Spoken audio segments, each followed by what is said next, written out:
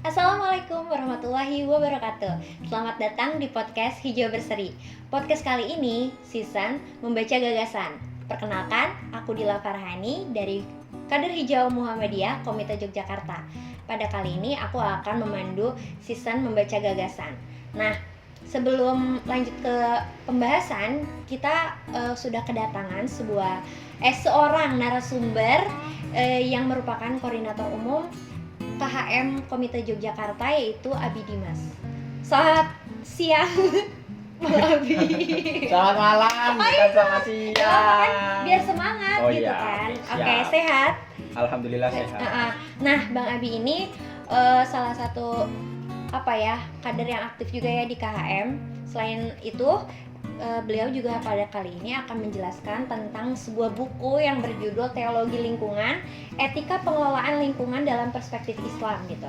Nah, untuk teman-teman ketahui, buku ini diterbitkan langsung oleh Kementerian Lingkungan Hidup, Majelis Lingkungan Hidup, Pimpinan Pusat Muhammadiyah, seperti itu. Ini menarik banget sih bukunya. Kalau menurutku sih ini sebagai fondasi awal ya KHM dalam membahas literasi khususnya tentang ekologi ya, kayak gitu. Nah, langsung aja deh, Bang. Aku penasaran, kenapa judul bukunya itu Teologi Lingkungan? Kan kalau kita ketahui teologi itu membahas soal ketuhanan kan, dan juga kalau lingkungan ya lingkungan pada umumnya kayak gitu. Lalu apa hubungannya antara konsep ketuhanan yang dimaksud dalam buku ini dan juga konsep lingkungan? Ya, jadi begini ya, Dil, panggilnya Dila. Oke, iya Dila ya. Iya benar-benar. Jadi teologi lingkungan itu jadi semacam seperti ini. Kita dalam mengelola sumber daya alam gitu ya. Kita kan sebagai manusia yang hidup di muka bumi ini itu, kita dalam mengelola sumber daya alam itu harus menghadirkan Tuhan. Jadi kita harus menghadirkan Tuhan dalam setiap langkah jejak kita ketika tadi itu mengelola sumber daya alam agar alam itu tetap lestari seperti itu. Karena kalau misalkan kita hanya serampangan dalam mengelola alam, akhirnya alam ini bisa menjadi rusak dan akhirnya kacau balau dunia ini. Jadi seperti itu. Makanya itu perlu ada Tuhan. Nah, karena di sini konsepnya adalah Islam, jadi Tuhan Islam itu kan Allah. Jadi kita harus menghadirkan Allah dalam setiap perjalanan hidup kita, dalam setiap kita melakukan melakukan pengelolaan sumber daya alam. Oke. Itu. Menarik ya, ketika kita ngomongin sumber daya alam berarti kan bukan hanya tumbuhan ataupun fauna saja yang ada, akan tetapi manusia juga terlibat di situ. Tapi kita juga selain alam yang mencakup lingkungan dan manusia itu sendiri, pasti kan kita harus mengaitkan yang namanya Tuhan.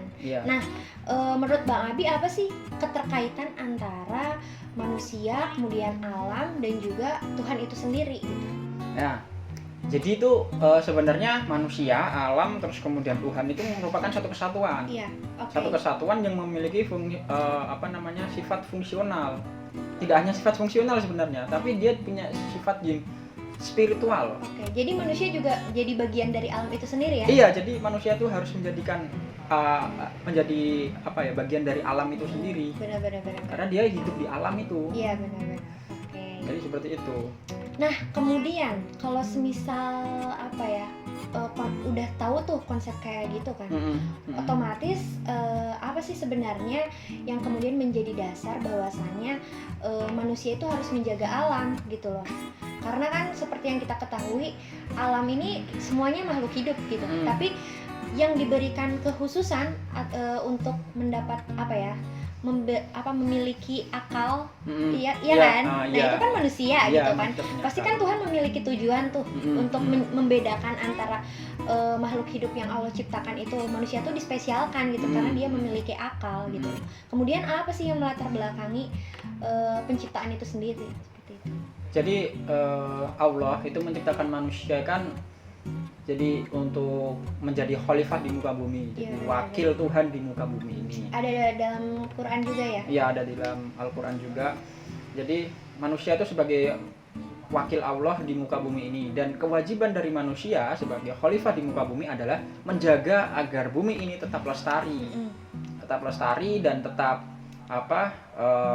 terjaga dengan baik agar tetap tidak terjadi kekacauan di muka bumi ini, dan lingkungan ya bisa ditempati oleh seluruh makhluk hidup dengan nyaman dan tentram. Jadi seperti itu. Menarik ya. Kemudian kalau semisal nih manusia kan ditugaskan oleh Tuhan untuk mengendalikan ini ya alam ini untuk bebas dari kehancuran gitu kan. Nah kemudian kan berarti itu ada isyarat yang Tuhan berikan gitu, entah itu kepada nabi atau ya kan, seperti itu sebagai perantara gitu kan. Nah kemudian gimana sih pandangan Islam sendiri? Apakah Islam memiliki pandangan terhadap isu-isu lingkungan kayak gitu? Iya, ada sebenarnya kalau Islam memiliki.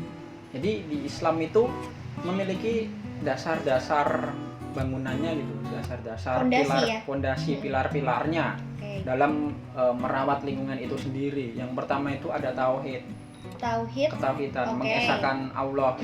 Jadi Allah itu berbeda dengan makhluknya. Itu bagian dari keimanan ya? Iya, keimanan. Jadi Allah itu berbeda dengan makhluknya karena Allah itu bersifat mutlak dan absolut, tidak bisa diganggu gugat, sedangkan makhluknya itu misalkan manusia, terus hewan, tumbuhan itu memiliki sifat yang sementara, nisbi, seperti itu. Terus kemudian yang kedua adalah khilafah atau di sini bisa kita artikan sebagai khalifah gitu, sebagai penjaga di bumi ini. Pemimpin juga. Iya, jadi meskipun pemimpin tetapi dia memiliki tanggung jawab, tidak serampangan, maksudnya dalam arti itu dia tidak zolim, dia tidak tidak zolim, terus kemudian dia tidak serakah, dia dalam mengelola lingkungan hidup ini, alam ini, bumi ini itu harus tetap tidak berlebihan seperti itu. Betul. Nah itu sebagai khalifah gitu atau khilafah. Tauhid, khalifah, terus apa lagi? Terus kemudian kan ada 5 ya. Oh ada 5. Ya, ada 5. Jadi konsepnya itu ada 5 ya? Ada 5 pilar. Oke, 5 pilar. Nah selanjutnya adalah amanah. Nah amanah ini jadi manusia itu berhak untuk mengelola sumber daya alamnya. Manusia itu berhak mengelola alam ini yang diberikan oleh Allah kepada manusia, tetapi pengelolaannya itu tidak boleh secara berlebihan, tidak boleh dieksploitasi secara masif. Jadi ya harus diperhitungkan juga itu. Iya, betul. Terus kemudian yang selanjutnya adalah adil. Adil di sini itu jadi ya manusia itu nggak mengambil semua kayak misalkan jadi tidak mengambil seluruh kebutuhan yang tidak menjadi kebutuhannya manusia gitu loh. Jadi makhluk hidup yang lainnya tuh punya hak juga, misal tumbuhan dan hewan itu juga punya hak untuk hidup juga, misalkan air gitu ya. Manusia itu tidak boleh mengambil air sangat banyak sekali karena tumbuhan dan hewan itu punya hak di situ juga. Jadi harus adil manusia ini dalam mengelola tadi itu sumber daya alam itu, mengelola lingkungannya itu. Terus kemudian itu berapa itu? 4 ya? 4. Satu lagi berarti. Nah oh iya, jadi amanah tadi itu juga agar terjadi keseimbangan. Jadi balance ya. Balance. Jadi biar nggak terjadi kehancuran gitu, nggak timpang sebelah. Kalau timpang sebelah kan jadinya nanti nggak seimbang ya. Seimbang terus akhirnya rusak semua kan, kacau balau gitu. Nah yang terakhir itu adalah kemaslahatan. Jadi sebenarnya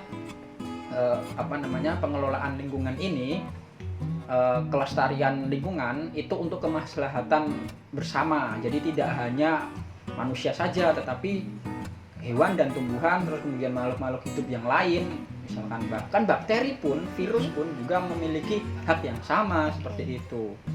Nah itu kan tadi 5 pilar ya. Nah ada 2 rambu-rambu. Selain ada 5 pilar juga ada rambu yang memang menjadi bagian dari itu sendiri ya. Nah rambu-rambu itu untuk menjaga agar semacam peringatan gitu loh, semacam peringatan kepada manusia agar mereka itu tidak sembrono, tidak seenaknya sendiri. Nah rambu-rambu ini itu halal dan haram. Jadi halal itu segala hal yang bisa dilakukan oleh manusia yang baik-baik, sedangkan yang haram itu hal-hal yang tidak baik yang harus dihindari oleh manusia. Jadi seperti itu. Jadi memang Islam sendiri sebenarnya udah punya ya konsep-konsep bagaimana kemudian manusia itu harus memelihara lingkungannya kayak gitu kan ya. Nggak semena-mena gitu. Ketika misal manusia punya hak, maka di situ juga manusia punya kewajiban ya bang, untuk menjaga lingkungan itu sendiri. Kemudian kan kalau misal kita berbicara hak, artinya ada asas pemanfaatan, asas pemanfaatan dari bagian lingkungan itu sendiri, entah misal mengeksploitasi bagian-bagian dari pertambangan ataupun yang lain-lain kayak gitu. Nah itu gimana tuh bang terkait asas pemanfaatan itu sendiri? Jadi kalau tadi ya, manusia itu kan memiliki hak untuk mengelola sumber daya alam, mengelola alam itu. Karena itu dia memiliki hak. Karena dia memiliki hak, dia juga memiliki kewajiban. Kewajibannya itu kewajibannya adalah dia harus menjaga alam ini agar tetap lestari. Agar tetap lestari. Nah, untuk menjaga itu, dia itu harus melakukan sebuah konservasi gitu. Konservasi apa itu bang? Konservasi jadi, dalam perspektif Islam ya tentunya. Iya, jadi konservasi itu semacam menjaga tidak melakukan hal-hal, aku menyebutnya bodoh gitu loh. Maksudnya misalkan air gitu. Air itu kan kalau semua makhluk hidup itu kan memiliki hak untuk dikonsumsi gitu. Karena kita tahu sendiri bahwa sebagian besar tubuh manusia, terus kemudian hewan, kemudian tumbuhan itu di dalamnya itu banyak sekali airnya gitu, dan mereka kan sangat membutuhkan itu. Maka dari itu tidak boleh adanya privatisasi air. Jadi itu harus disamaratakan ya? Iya, jadi harus dibagikan secara rata gitu, agar nantinya seluruh makhluk hidup itu kebagian, istilahnya kayak gitu. Dan konservasi lingkungan itu termasuk apa aja? Nah itu ada konservasi, jadi ada wilayah-wilayah yang harus dilindungi. Wilayah-wilayah yang harus dilindungi, terus kemudian ada cagar alam misalkan, terus kemudian ada hutan lindung, itu konservasi alam. Terus kemudian kayak rehabilitasi, jadi lahan-lahan yang sudah mati seperti itu terus kemudian direhabilitasi. Kayak cagar-cagar alam kayak gitu ya? Iya, jadi lahan yang awalnya dia mati, yang tandus, misal tanah yang tandus, terus kemudian direhabilitasi, diperbaiki, terus akhirnya lahan itu menjadi produktif lagi. Nah, orang-orang Islam itu harus melakukan itu semua, karena itu sebagai tanggung jawab dia, sebagai khalifah, dia sebagai penerima hak yang diberikan oleh Allah kepada manusia. Jadi dia punya kewajiban untuk menjaga itu semua. Jadi nggak boleh seenak sendiri gitu. Seenak sendiri mengeksploitasi, misalkan tambang batu bara dieksploitasi sebesar-besarnya untuk kemaslahatan biasanya kan kayak gitu ya. Iming-imingnya kemaslahatan umat, tapi sebenarnya itu kemaslahatan oligarki. Menarik. Benar.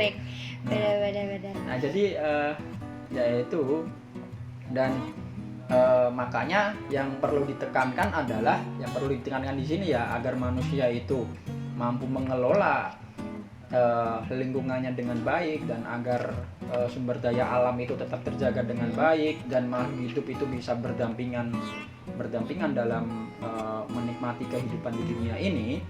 Itu harus ada etika atau akhlak. Jadi perlu ditekankan akhlak kepada setiap diri manusia, agar dia itu bisa menjaga, tidak serakah, tidak zalim kepada kepada makhluk hidup yang lainnya. Jadi seperti itu. Menarik banget gitu loh. Kalau aku penasaran dari konsep pengelolaan, kan tuh Bang Abi udah jelasin terkait banyak bagaimana konsep pengelolaan pengelolaan sumber daya alam itu jadi bagian kewajiban manusia itu sendiri ya. Nah sebenarnya ada nggak sih kayak pelembagaan dari konservasi sumber daya alam itu sendiri? Ya tadi yang saya sebutkan tadi, misalkan bisa dibuat semacam lembaga-lembaga gitu, kayak konservasi hutan lindung, cagar alam, terus merehabilitasi lahan, terus kemudian ada juga membuat wilayah-wilayah lindung yang itu tidak boleh